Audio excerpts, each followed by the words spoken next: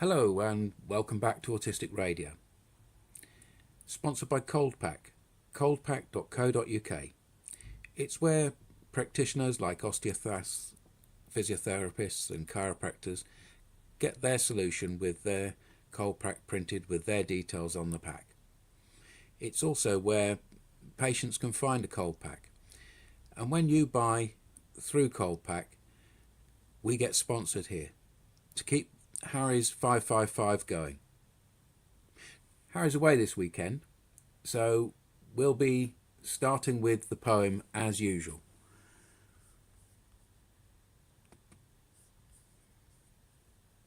And the poem Harry has left us.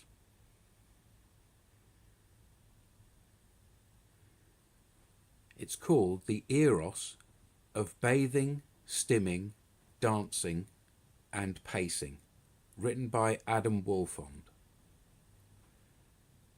Mostly I want to rake in the people to understand the ways of pacing real thoughts the feeling way.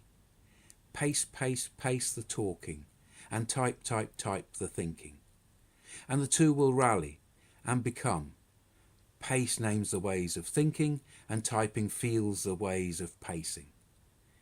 Every string gains the perfect love in movement, in real relation, with inspirational rights of people like me.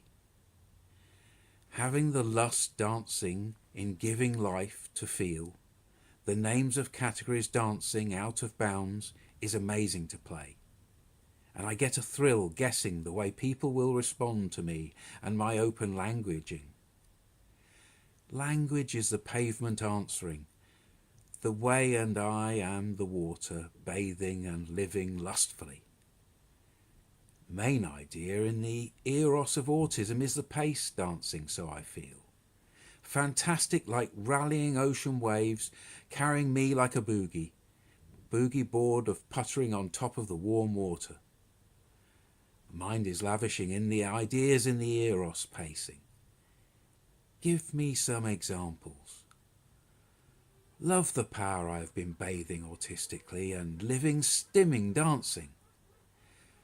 The pacing's opening that field of thinking toward artful liberation. From people who think autism is a problem and janitors of diversity live in that world. Where simple cleanup is a bigger problem. Lusting, real ludicrous idea that we need clean, perfect people. I fastly make need, jumping always on the page. Quite an unusual style there, guys. What do we feel about that?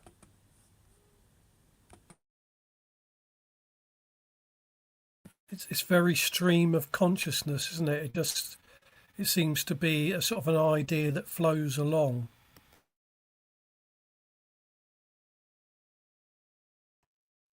Quite rhythmic as well. I kind of like this style, but I'd need to do this one a couple of times.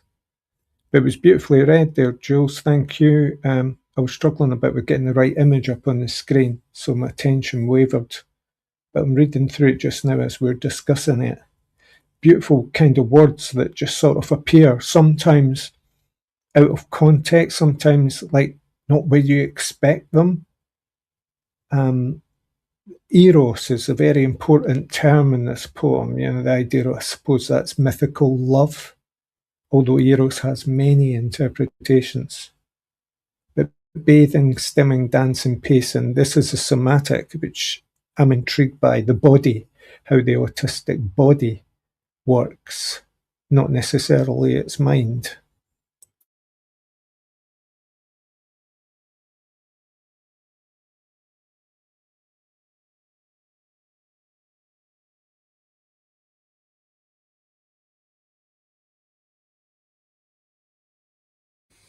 I think there's an artful purpose in trying to surprise people. We're constantly surprising people, constantly changing the pace, constantly putting a word in that other people will say, well, why that word? It's almost as though the author is trying to demonstrate a different way of experiencing and thinking. Even though they've spent an awful lot of time really structuring this, it feels to me as though they're trying to give this sense that things take this form and then they take that form, and then the mind moves to a different place, and then that's linked somehow, but it's not all in the same way yet. There's a feel to me about how sometimes autistic creative thought feels inside my head about it. Yeah, I've got to agree with you because you raised the word artful, which means, in a sense, to be able, to be active, to make things. Yeah. And then you used another word, which made me think, we're getting away from meaning here. We're getting away from even thought. Because if you go for rhythm and let words come at you like that, you get this experience here, which is, I've really just noticed it. I do this all the time. He says at one section, pace, pace, pace, the talking, and type, type, type, the thinking. Then a little bit later, pace comes back. You say again something that came earlier. You may even predict something that's coming ahead. You remember what you said 4 or 5 lines back because it resonates with you physically almost as a memory. And then it reoccurs later in the movement, in the artfulness. This is like creativity. This is the moment happening. Very often we construct and then we decipher and we interpret the meaning, the thought of process. But very often these are just feelings, they're experience, and for a poem to even get close to that is amazing.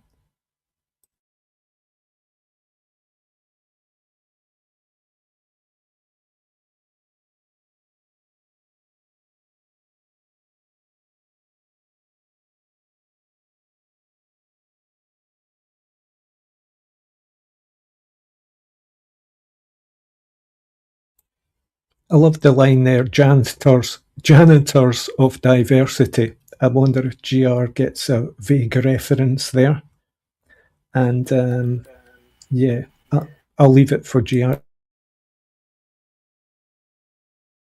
Yeah, it's Janitor of Lunacy by Nico. Yeah, I went to a Nico Nico tribute concert about 17 years ago. Yeah, so yeah, I'm familiar with the works of Nico. I always wondered when she wrote the lyrics for that song and gave it that title, where she got that phrase from. The janitor of lunacy. It's a wonderful, set of words.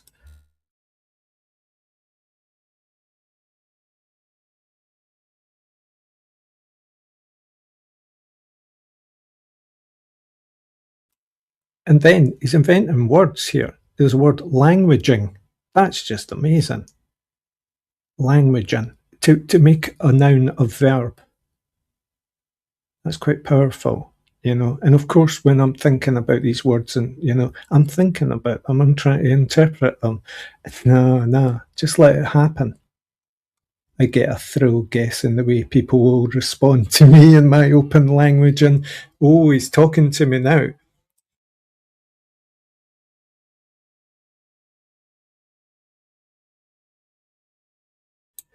So who is the author of this? Written by Adam Wolfond, 2022, chosen by Harry. Who is Adam Wolfond?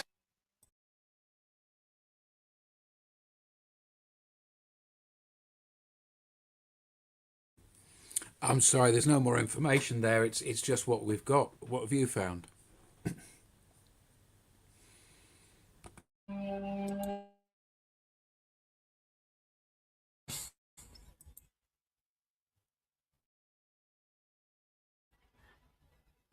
One of my windows wasn't working there. I've looked online. Adam Wolfond is a young boy, the autistic poet, Toronto-based, known speaking autistic poet and artist. Toronto. Teresa's home. Here's a website, adamwolfon.com. Oh, he's an MA graduate. So I'm looking at this guy in the photo and thinking he's really young, but he's got an MA. Co-founder, co-director of Disassembly Neurodivergent Arts Collective. So I love how these things spiral off in each other. The connections can be made. What does AI say? He's author of The Wanting Way, according to Google Books. Uninvolved, engaged person.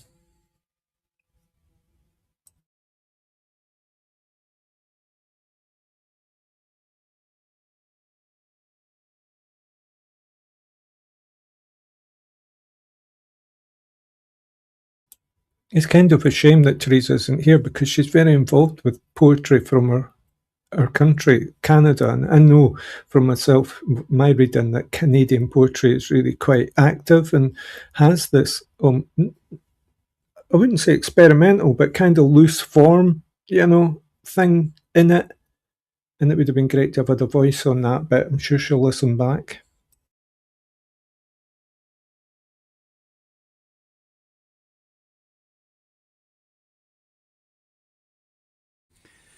The next post is kind of linked here, eh?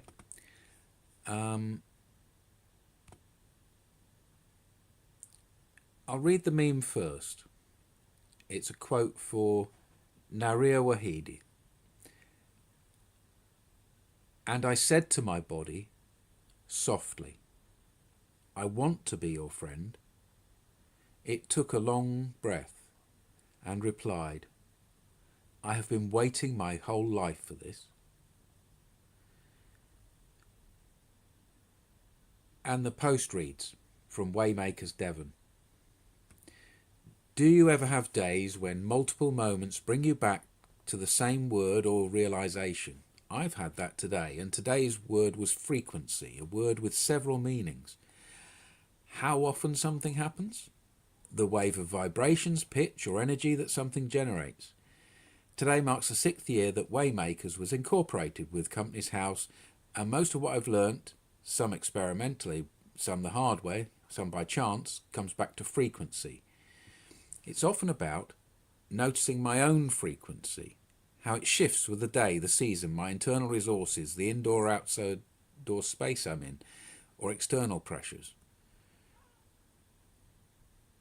It's often about recognising which tasks or dynamics feel soothing and which ones are scratchy.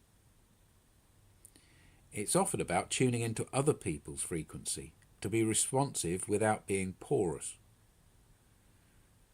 And it's often about pacing with balanced frequency. That's it. Enough and not too much, with pauses as needed. Clocking when I'm losing rhythm with my own frequency so that I can find my way back. That's helped by the growing awareness that my truth, my purpose, my boundaries and my ego sometimes test each other and play silly games. I'm still in the toddler phase of my learning, really. But I'm glad to be more aware of how all the frequencies matter so that I can make what matters work better. Happy birthday to all the Waymakers out there. What do people make of this post?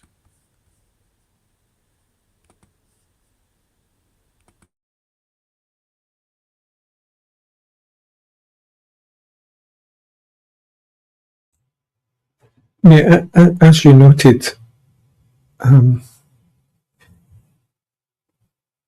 we're relating to the body again.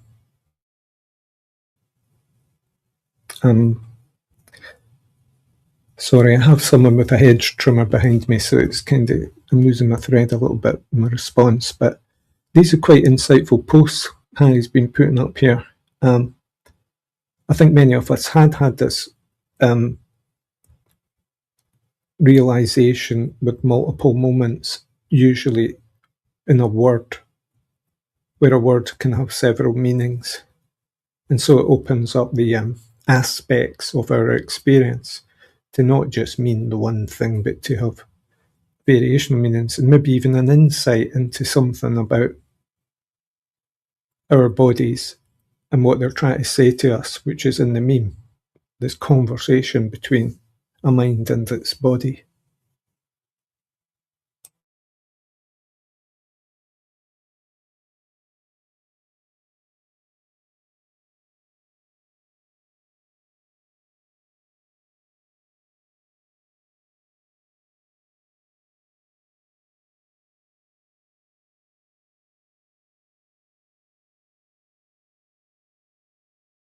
I'm okay with my mind is what it is and my body is what it is, and I'm pushing the elderly line now, so I accept my brain isn't going to be as sharp as it was, and my body isn't going to be as physically active as it was.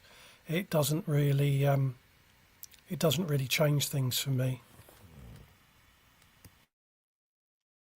I'm going to ask, GR, do you feel your body understands things in a way your mind doesn't?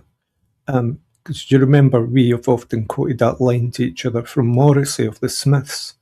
Does the body rule the mind, or does the mind rule the body? I don't know. There's the joke. You're asking the mind about the body, but the body feels in a different way. Feelings do arise in the body, and the mind will take them on. I don't want to get too deep on that, but as I get older too, I think we're about the same age.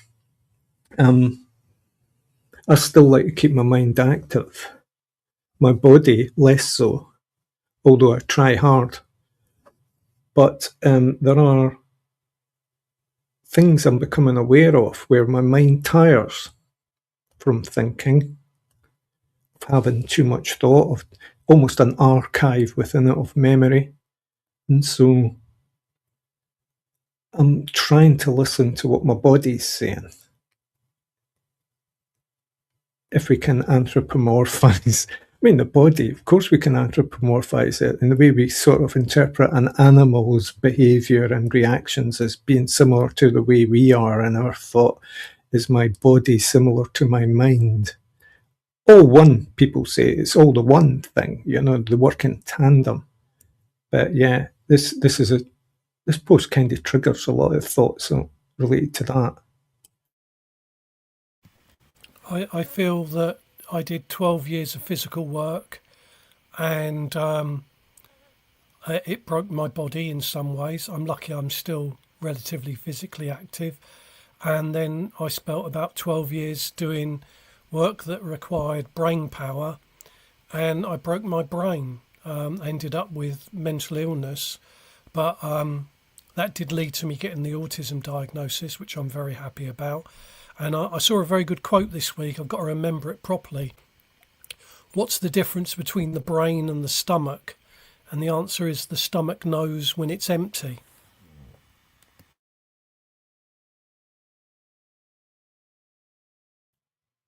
That's a goodie, because I know about connections between the mind and the stomach. They're seen as similar in lots of ways. But the stomach knows when it's empty, when it's hungry. Yeah? So we're saying the mind doesn't. We can go down a little rabbit hole with this. But this post was talking about frequencies as well, And when we're broken by our labour in this society, how much were we aware of our frequency? Let's merge it into the next post, which is delivered by the Anna Freud Foundation from Autism Central, and it's Georgia Pavlopoulou. Now, Dr. Pavlopoulou took part in a podcast with us, the Sex Edition. The quote is, autistic older people can start looking more stressed, more rigid, more insistent, more sensitive, more forgetful, or less sociable later in life. Their nervous system throughout their life has worked incredibly hard for decades, and now there is potentially less capacity to mask their symptoms and hide. So the general post is the idea that as we get older as autistic adults, we become more obviously stereotypically expressing the kind of traits and tropes that they expect as practitioners from us. Do we feel that that's true?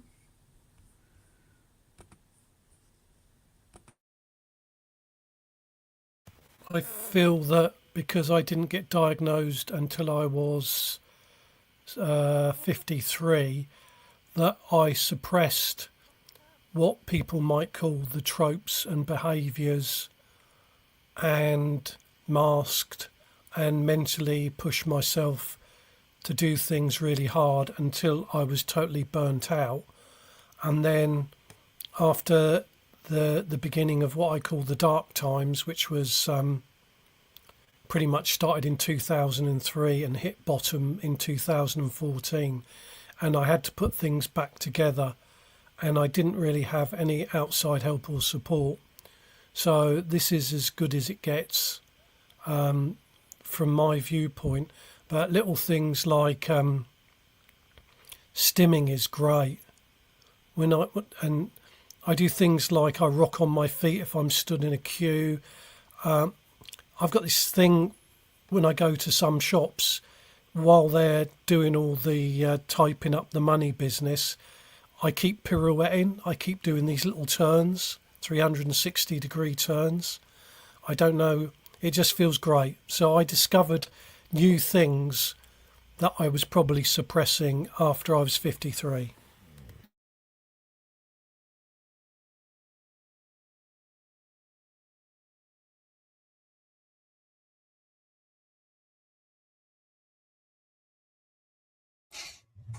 Yeah, there was a lot I wanted to say in response to that, but it's kind of leaving me now because I was so concentrated on what GR was saying. But I'm speaking now in order to try and reinvigorate it and make it come back somehow. The tiredness, yeah, of a lifetime of coping with something you weren't fully aware of. Yeah, I was going to say, do we think that in a sense is a win? That we won, even though we suffered or we are suffering, you know? Because I contemplate a lot this idea of how to cope with deteriorating faculties. They're not here yet, but there's little, what's the word I'm looking for? Little, I don't want to say symptoms, I don't want to say clues, there's just little um, intimations of it, yeah. And I think, well, how would I cope? You know what? It wouldn't just happen overnight, God forbid. So if I feel things are slowing down, then maybe it's just an acceptance. Maybe there's an acceptance in this win that, hey, I made it here. As GR said, you know, as good as it gets. You know, sometimes that's the win. And of course, things are revealing themselves now through post-diagnosis too, you know. But again, we could run away with ourselves interpreting all that. So there are body stuff in the themes that have been coming through a lot of these posts. There's a couple of other things I was going to say related to this issue. I think it was maybe I'd noted down here on paper, scholarly autism, people who are educated to be academic professionals in the autism sphere. I'd been wondering recently about whether that was an option for me.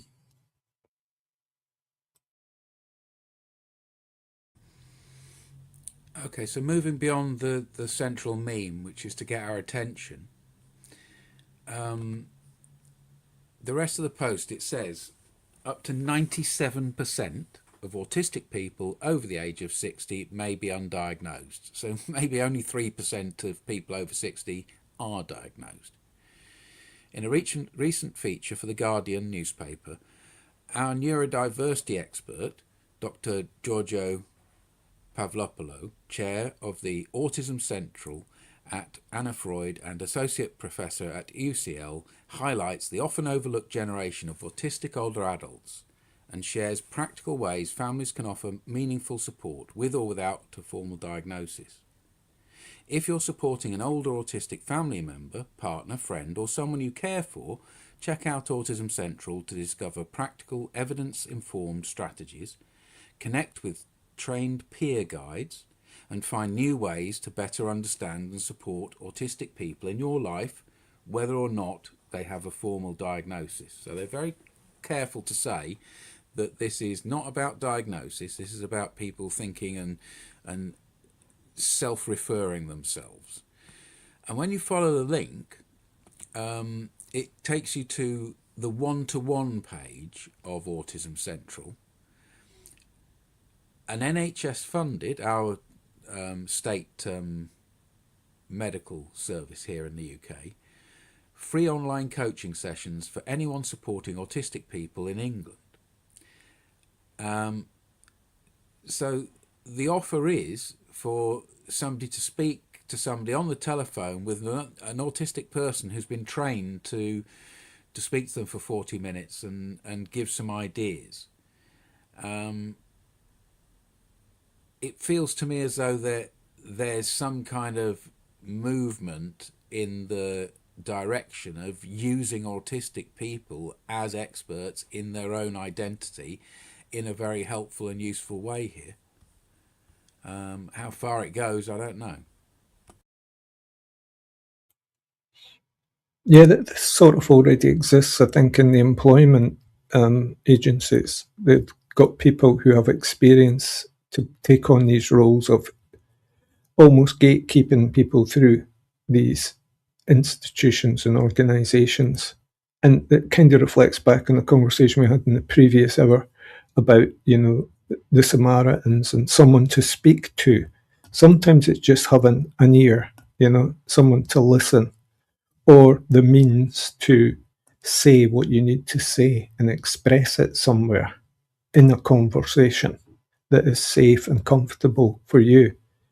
And I think what we're approaching here and what I hope for is what I've been discovering in some of my studies, which is autism is possibly a mode of being. There are many ways we can interpret it and analyse it, and various people have stakes in that.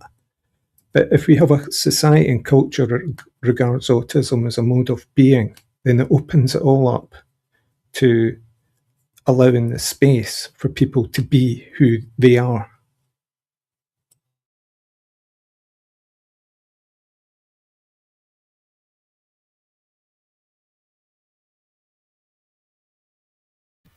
Yeah, I mean, if you're supporting someone, it depends on where they are on the spectrum, but generally, I would hope it's about help and not trying to enforce something on someone.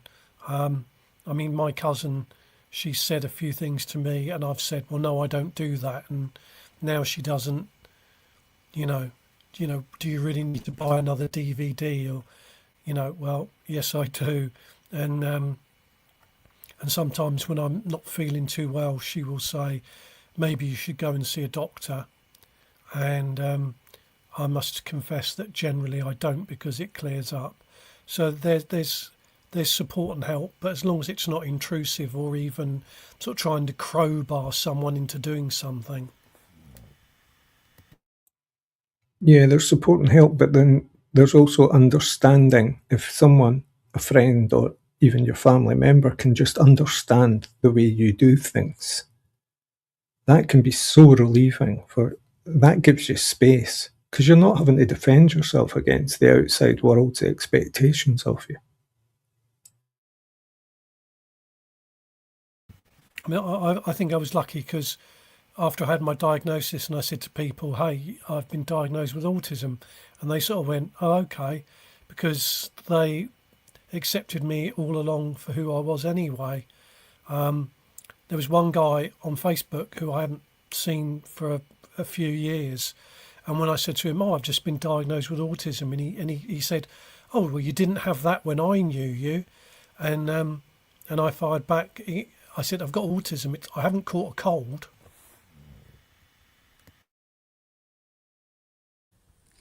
Yeah, it's possible he was joking, of course.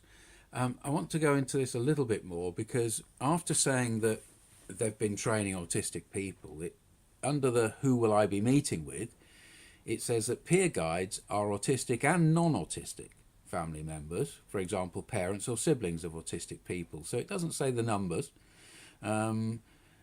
With or without a learning disability, they are trained and supervised to share their knowledge and experience with other families, parents, and carers. So, this training, no doubt, has a very specific agenda.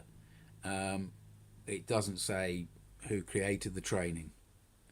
So, how much autistic people are involved in this could be being glossed over. It might be beautiful, it might be lovely, but you can see what I'm seeing here in the words, the politicians' words here, that are very careful.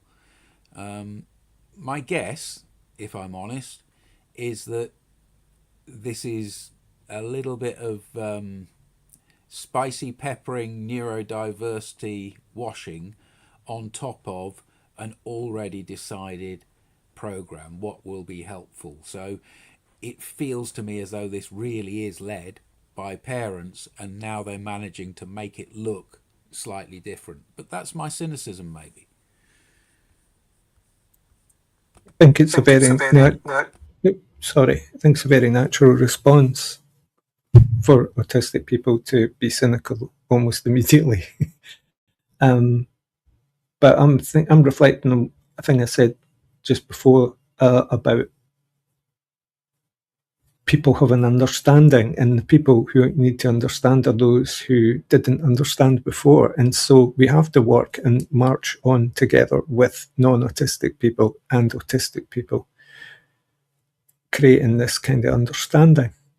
I know the cynicism that it might just be totally dominated by, neurotypical society and culture. There's an exclusion, perhaps, of autistic reality.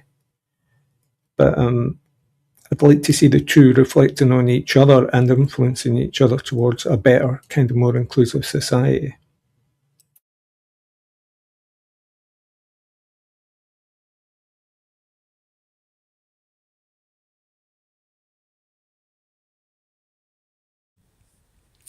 Here's a quick one to sandwich in from the actually autistic coach. Autistic humans often become experts in everyone else's needs, not because they're naturally selfless, but because noticing everybody else was how we stayed safe in society.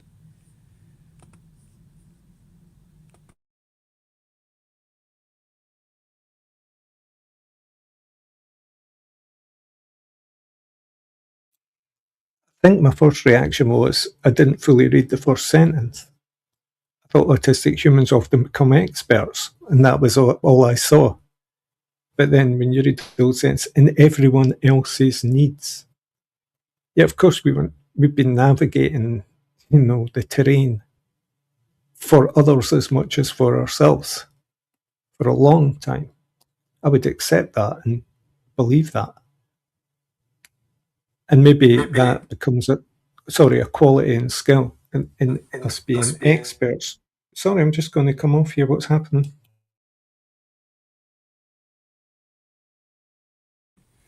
Sorry, my finger was just on the microphone, so I'm sorry for that irritating you. But I'll come in. When we were children, we would be the observers, and I'm guessing we were the observers because we were trying to protect ourselves, we were trying to work out the rules, we were trying to see how it worked, and we were seeing everybody else's needs so that we could keep ourselves safe. Finding out what other people's needs were meant that you could make sure you weren't between the two of them, and you didn't get in the way when they were trying to get towards their needs. You weren't trampled over when they were rushing for them. Yeah, I think this is a truth about autistic people. We have studied other people to protect ourselves from ostracization, bullying, misunderstandings. We're very cautious about that generally.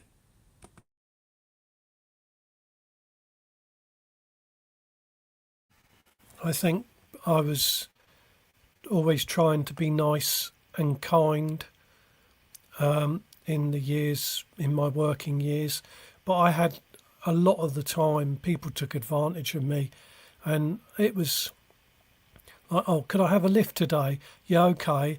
And then it's the next day and the next day, and then you've got three people in the car, and then one day when you say, look, I don't want, I'm not doing this today, and they say, oh, why not? You still got to drive home. You still got to go past our houses, and they just didn't seem to appreciate that it had just got too much, and it was no longer me trying to be kind and seeing how I could help other people. It was about other people taking advantage of me. Yeah, I understand that one. It's like we've got a phrase up here, we call it the easy touch or the soft touch. You know, you're trying so hard to just get on with people and be nice and survive, and they take advantage. It's almost like a form of vampirism, you know. And that's not me at the other end, but full of resentment. You know, I knew that when I was young, that some people were out there to exploit and take control.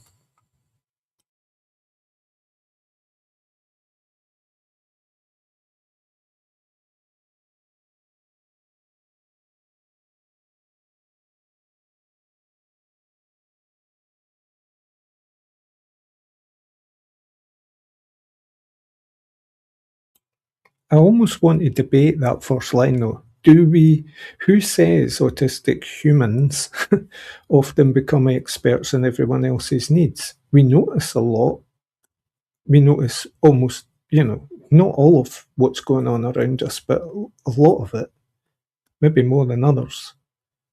But everyone else's needs, do we really care that much? That I suppose it's what GR was saying about, keeping people content around you by doing what they want, their needs. Yeah, just confused by that line.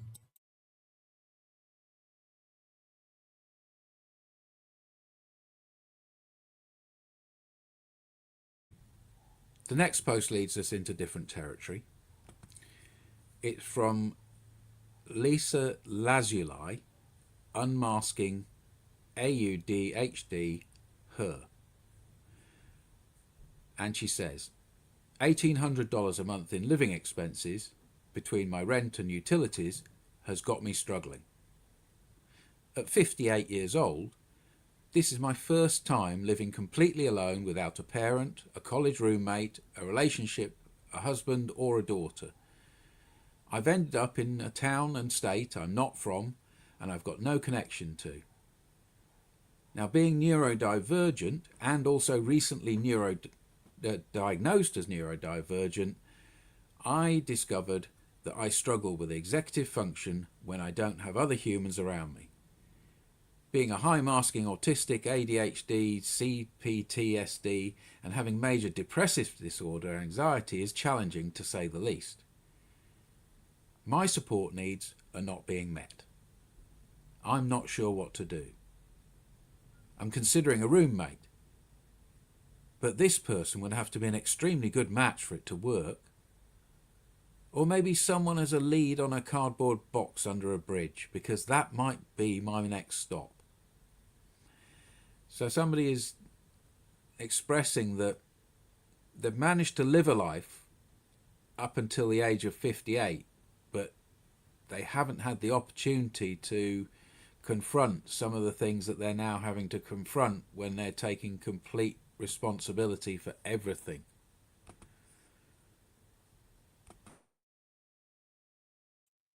Yeah, I think you summed it up well there. I was just getting a sense of vulnerability, of a person expressing their vulnerability and being on their own and having to do it yourself. I mean, she very likely did it all herself before anyway. It's just others were involved and gave it meaning, if you see what I mean. It's almost like there's this transferable skills thing here we have to learn of, like, what did we do before that I can use now in this new situation, which is vulnerable and perhaps even terrifying, because we will tend to over catastrophize and imagine things like cardboard boxes under a bridge, which are not fanciful. They're quite, many of us are one step away. at times. So it's a concern.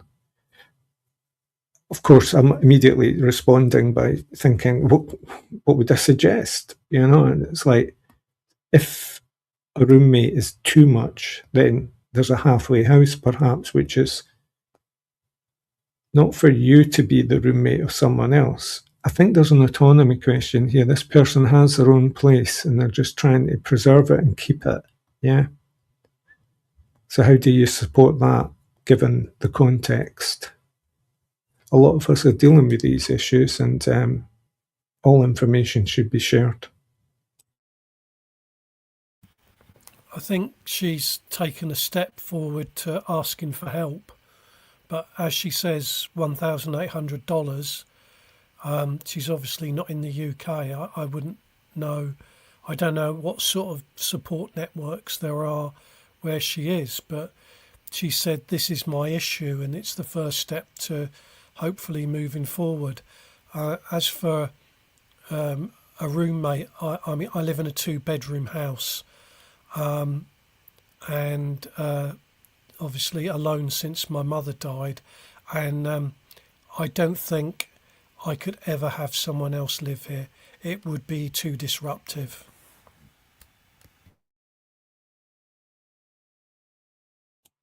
Yeah, I'm in a similar situation with 2 bedrooms, and I've always refused to go the co-tenant route, although I've shared this property before in the past with a friend, and even that strained our relationship immensely, to the point where I've not seen him for about 12 years. But anyway, yeah, these living expenses, it's making me think of something about North America, about societies where they aren't state supported in the way that we are. We're kind of lucky. Teresa said something earlier in the last session about branding, about how when a group gets involved in care or offering a service, it becomes branded. And there's this commercialization of care, you know, and or even of existence, where you can't get that support you used to get through being a functional economic person. And so when you're struggling or you don't have others sharing the load with you, it can be a real trial to figure out how to get through.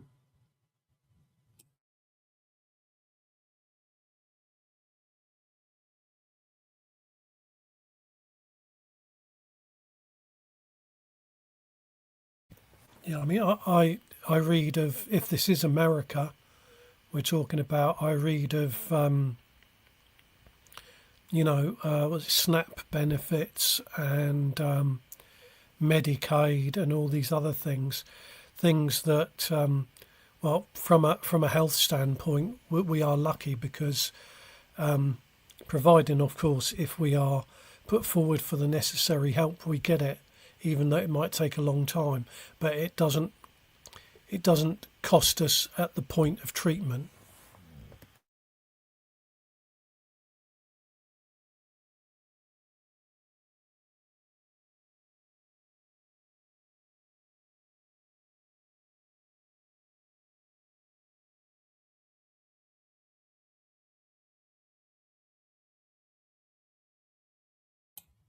Are you needing a little break, Joe? Shall I read some posts? Can I just chip in quick here? I just want to say, let's hope she gets the help she needs. I was looking down the post to see if I could find one interesting, actually, Ray. Well, that's good. Live editing, you know, it's we've got to be engaged.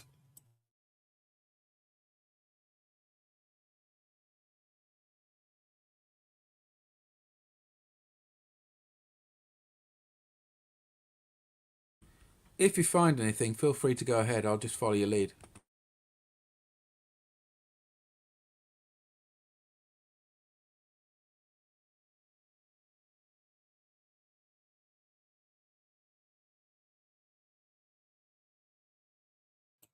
I'm perfectly willing to take the break and just do a bit of browsing.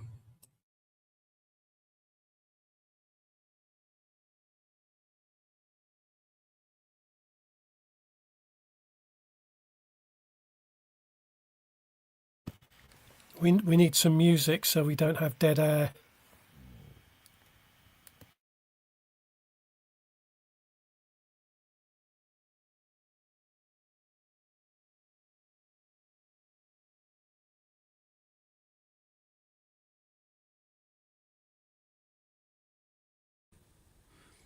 I'm going to go down to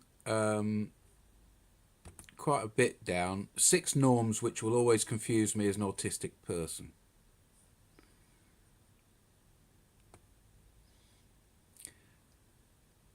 The next post I'm going to look at is from Neurodivergent Lou. 6 norms which will always confuse me as an autistic person. And the first one is, socially, it's being seen as rude to arrive on time to a party or social gathering. It confuses me that in some situations arriving on time to a party or social gathering can be seen as rude, even when the host has given a specific start time. Apparently there's a social expectation that you arrive around 10 to 15 minutes later. But as it isn't expected in all situations, it can be hard to figure out when it applies. For me, if I wanted people to come 10 to 15 minutes later, then that is the time I would set the start time at.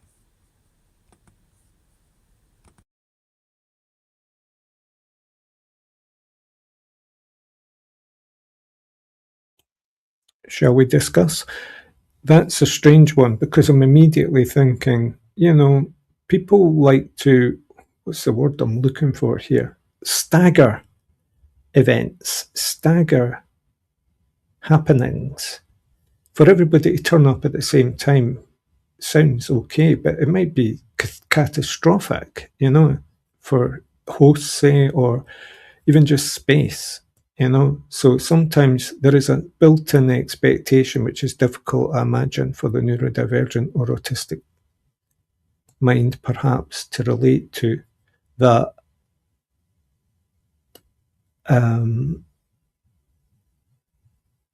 I don't know where I was going with that yes, socially things don't all happen at once and predictably.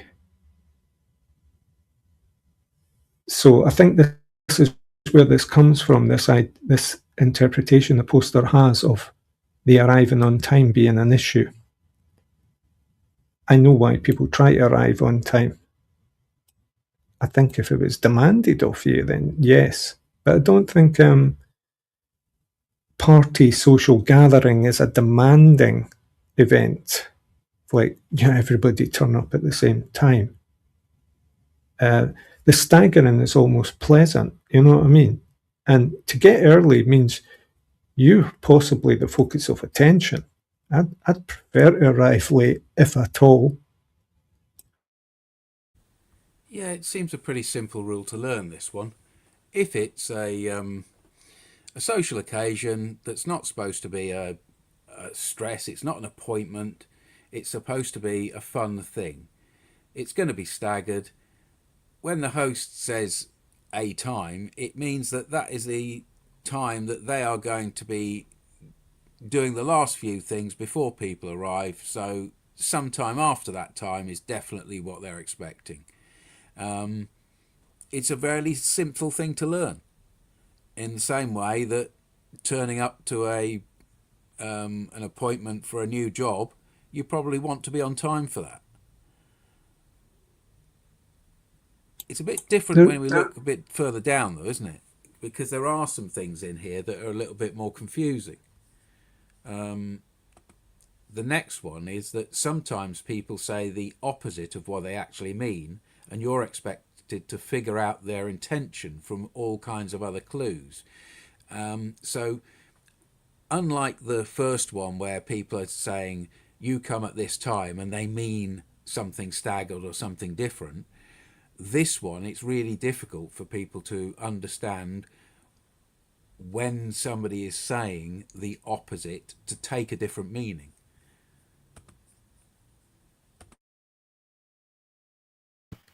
I like the one about going for coffee, because when people say to me, "Do you want to go for coffee?" and I don't drink between meals, and so I'll go with them, and they say, "Oh, what are you having?" It's like, "Well, no, I'm not having anything because I don't drink coffee, and I only drink tea, and it's not the right time to drink it."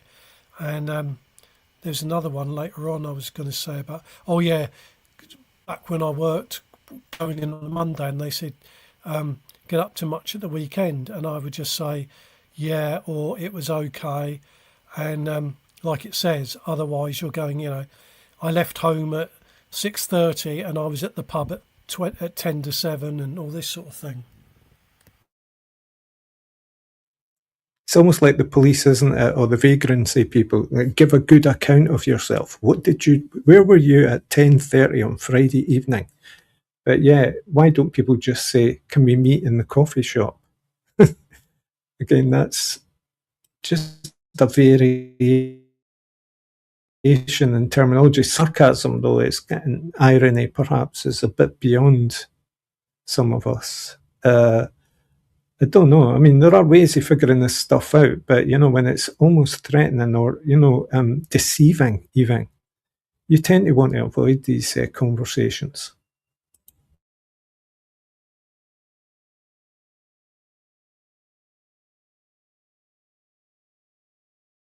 Or someone says, "Would you like to go to coffee?" And you say, "Well, no, I don't do that." And then you think about it later and you think, they were asking me out and I missed it. And I think I hurt someone's feelings, and then things just never happen again like that.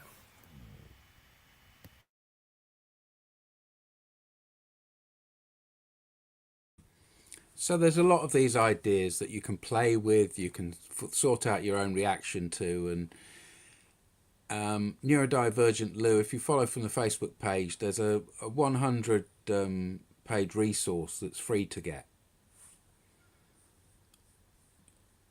I'm going to the next post.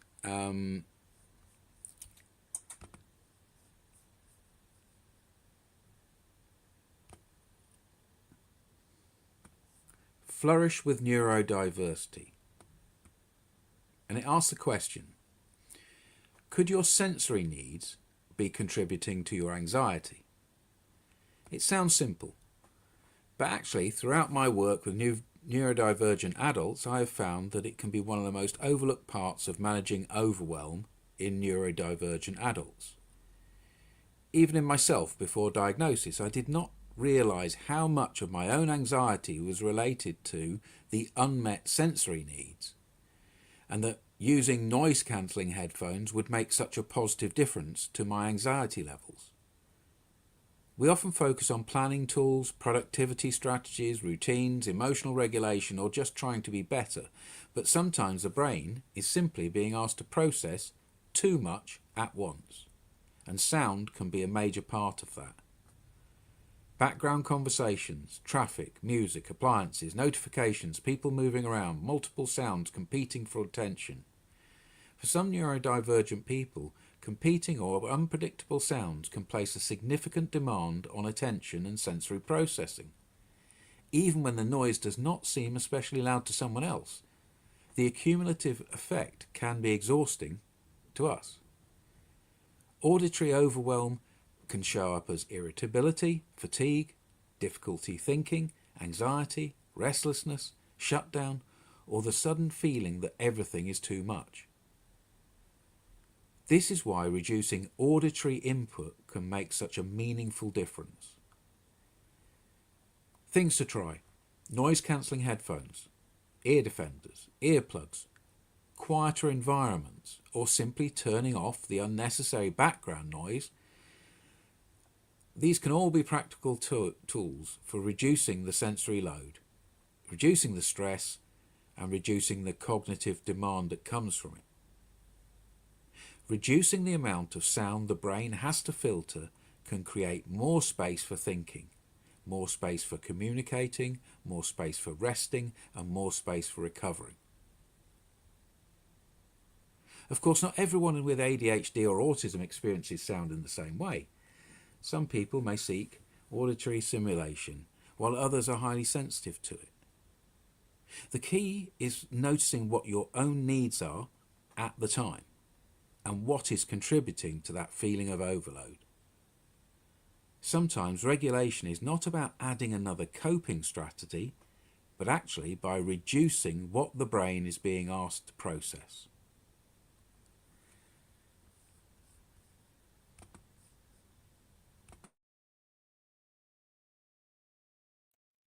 I'm glad they added that bit at the end because I was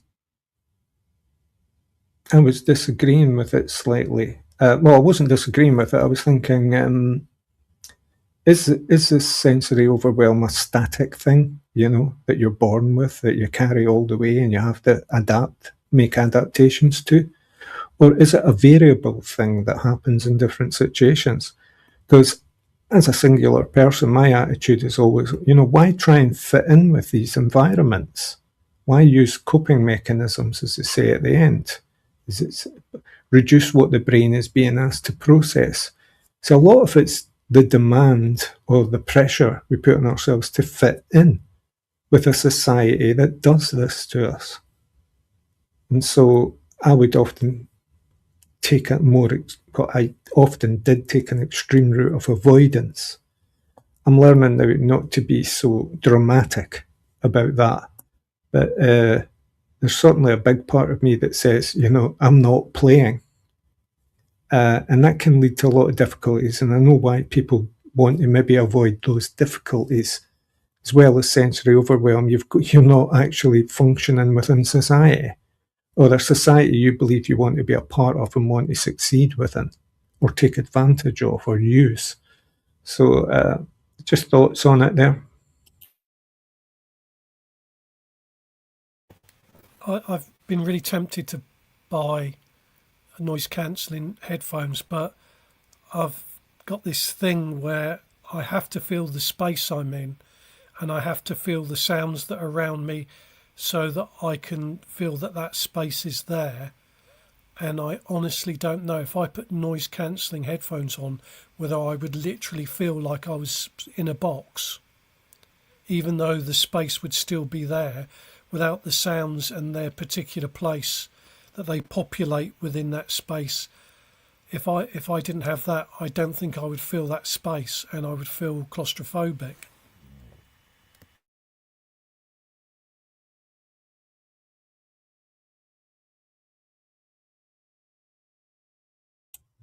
Can I ask, this world has, moments and spaces and experiences that make us very content and safe and comfortable and secure.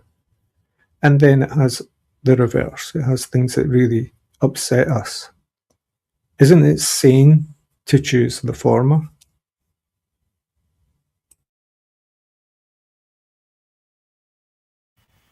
Yeah, I was in London a few years ago and leaving Hyde Park after a concert. So there were quite a few people there, and I was just about okay. But we're walking through a park towards a tube station, and these cars kept going by, and they were pinking and backfiring. They obviously had souped up engines, and that was hell. It was just literally like someone was banging a nail in my ear, and I didn't like that at all. And that with the crowd wasn't really good for me.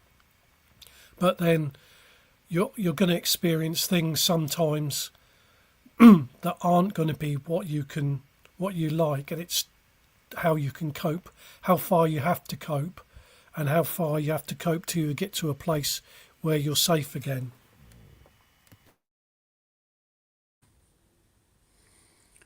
I think one of the important things that the poster says is to notice it.